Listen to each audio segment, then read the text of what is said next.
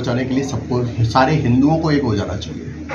इस समय आवश्यकता है सब हिंदुओं को एक होना चाहिए और हिंदू एक ताकत के रूप में उभरे। एक हाथ में अगर माला है तो एक हाथ में भाला भी होना चाहिए। अब मुंह तोड़ जवाब देना चाहिए। अब लव जिहाद हम लोग सहन नहीं करेंगे, अब लव जिहाद नहीं होना चाहिए।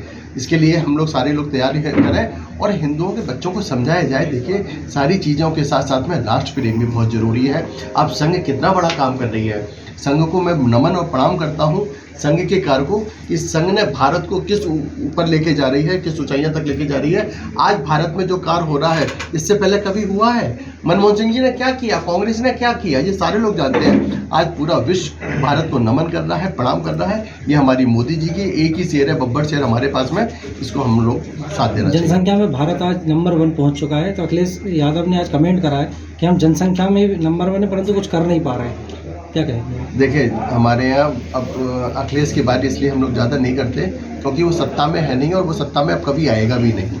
वो बहुत पीछे चला गया है, तो उसको कुछ ना कुछ मुद्दे हैं। अतीक मर गया, उसके घर का था, उसने तो उसको बढ़ा रखा था। अतीक को बढ़ाने वाला सपा ही तो थी, अतीक को बढ़ाने वाली सपा थी। अतीक को उसको आगे तक बढ़ाया। जितनी भी गुंडागिर्दी उत्तर प्रदेश में हुई वो किसके द्वारा हुई? सपा के द्वारा हुई।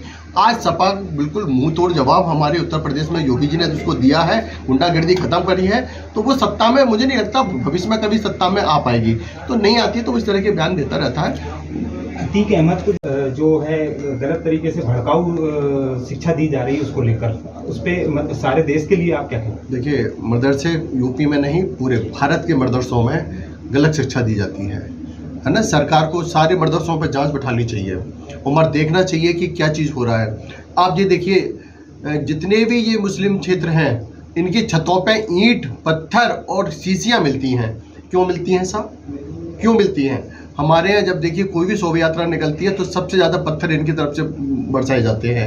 तो क्यों बरसाए जाते हैं? जब आप भारत में रहते हैं, भारत का खाते हैं, भारत के लिए आप सरकार जब सबको दे रही है तो आपने ये देखा है कि हिंदू को अलग दे रही है, मुस्लिम को अलग दे रही है, सबको बराबर का सबको सामान दे रही है, सबका साथ में लेके चल रही है। तो इनको ये सोचना चाहिए कि अगर भारत में रहना है तो वंदे मातरम कहना पड़ेगा। मध्य प्रदेश सरकार ने भी मदद की नहीं, जांच हो पाएगी और मुझे लग रहा है शायद जांच शुरू भी हो गई है।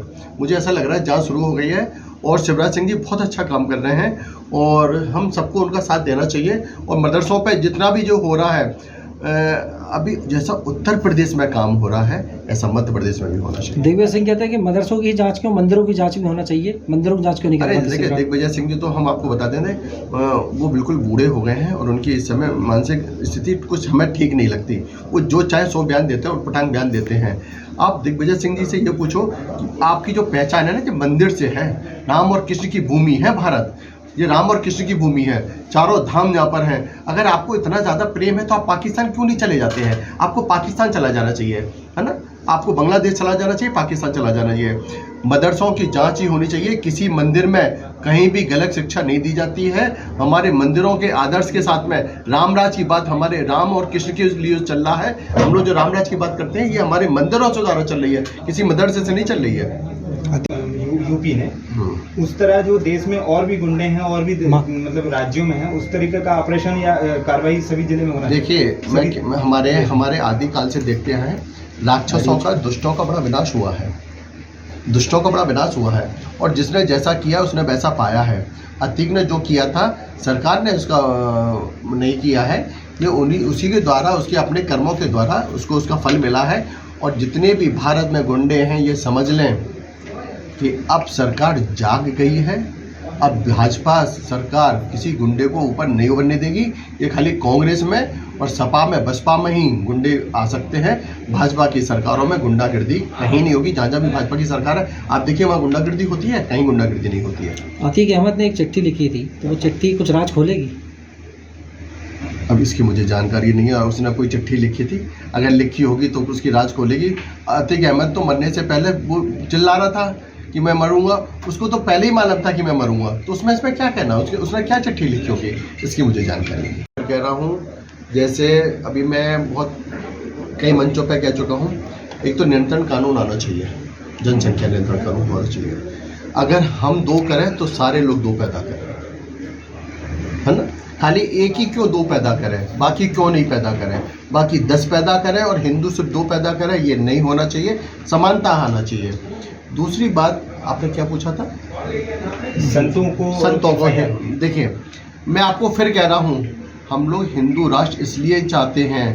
देखिए, पाकिस्तान पूरा पाकिस्तान का है, नेपाल का अलग है, बांग्लादेश अलग है, तो हिंदू राष्ट्र घोषित होने में क्या परेशानी है? अगर हिंदू राष्ट्र घोषित हो जाएगा तो पूरा विश्व इसको जान जाएगा कि हमारी ताकत क्या है, हमारी पावर क्या है, हम विश्व गुरु के रूप में जो उभर के आ रहे हैं। तो हमें लगता है कि, और देखिए, अगर मोदी जी के सामने ये नहीं हुआ तो कभी नहीं होगा। हमें अपनी सरकार पर पूर्ण भरोसा है कि हिंदू राष्ट्र होगा ही होगा। सनातन धर्म को बचाने क्या कहना चाहेंगे? नहीं महाराज जी, अतीक से पहले हमारे यहाँ वो विकास दुबे को देख लीजिएगा।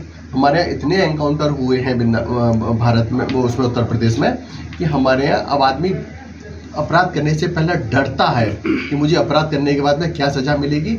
इसलिए लगता है यही भय हो, भयभीत प्रीत ना हुई, यही भय होना चाहिए। हर गुंडों को यही भय होना चाहिए कि मैं अपराध कर रहा हूँ। अब उस समय नहीं लगता जब अतीक ने इतने सारे लोग मार दिए थे, कितने लोगों की हत्या कर दी थी, तब ये दर्द नहीं आया? तब आप लोगों ने ये क्वेश्चन नहीं पूछा कि अतीक तूने इतने सारे लोग मारे, अब तू कब मरेगा? ये अतीक से पूछना चाहिए ना, उन गुंडों से पूछना चाहिए। तुम सरेआम लूटते हो, बहन बेटियों को लूट लेते हो, जेवर लूट लेते हो, मर्डर कर देते हो, तो तुम कब मरोगे? ये उनसे भी पूछना चाहिए ना।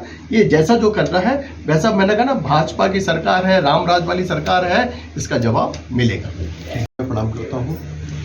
आज उनके दर्शन करने के लिए यहाँ पर आया हुआ था, और उसके बाद मैं बैतूल जा रहा हूँ, फिर आगे बैतूल निकलूँगा। कल भोपाल में था, आगे बैतूल जा रहा हूँ। उत्तर प्रदेश से आए हैं। उत्तर प्रदेश में अभी पूरे देश में कहीं ना कहीं हलचल मचा रखी है उत्तर प्रदेश की सरकार ने और उत्तर प्रदेश ने। योगी जी के साथ रहे हैं आप, और किस तरह से देखते हैं जो पूरा माहौल चल रहा है?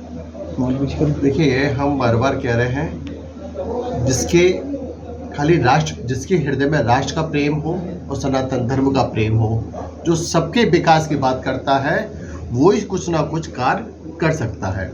योगी जी ने देखिए सबका साथ, सबका विकास के साथ में, हमारे मोदी जी ने देखिए पूरा विश्व आज देख रहा है। उत्तर प्रदेश में गुंडागर्दी बिल्कुल ख़त्म हो गई है, और आज जो कह रहे हैं ना, रामराज की तरह आ रहा है। राम मंदिर बहुत भव्य बनने को जा रहा है, किस जन्मभूमि भी बनने वाला है, काशी विश्वनाथ भी बन गया है, और महाकाल भी बना है। तो इतना काम हो रहा है, हमें लगता है जैसे उत्तर प्रदेश में काम हो रहा है, ऐसे ही संपूर्ण पूरे भारत के सब प्रदेशों में भी काम होना चाहिए। बुलडोजर बाबा के नाम से प्रसिद्ध है। अगर कोई भी गुंडागिरी करता है तो सबसे पहले बुलडोजर चलता है। आपके मध्य प्रदेश में भी ये हो गया है। आपके मुख्यमंत्री जी भी बहुत बड़ा काम कर रहे हैं, बहुत अच्छा काम कर रहे हैं। मैं अभी चुनाव आने वाले हैं मध्य प्रदेश में भी, तो ये मैं कहना चाहता हूँ कि भैया सारे लोग एक हो जाओ। पूरा विश्व का हिंदू को अब एक हो जाना चाहिए, और ये सोचना चाहिए, जो राष्ट्र के प्रति प्रेम कर रहा है, जो सनातन धर्म के लिए प्रति प्रेम रख रहा है, जो सबका साथ दे रहा है, सबका विकास की बात कर रहा है, हमें खाली उन्हीं की तरफ सोचना चाहिए। किसी को बहकना नहीं चाहिए, और किसी के उसमें लालच में नहीं आना चाहिए।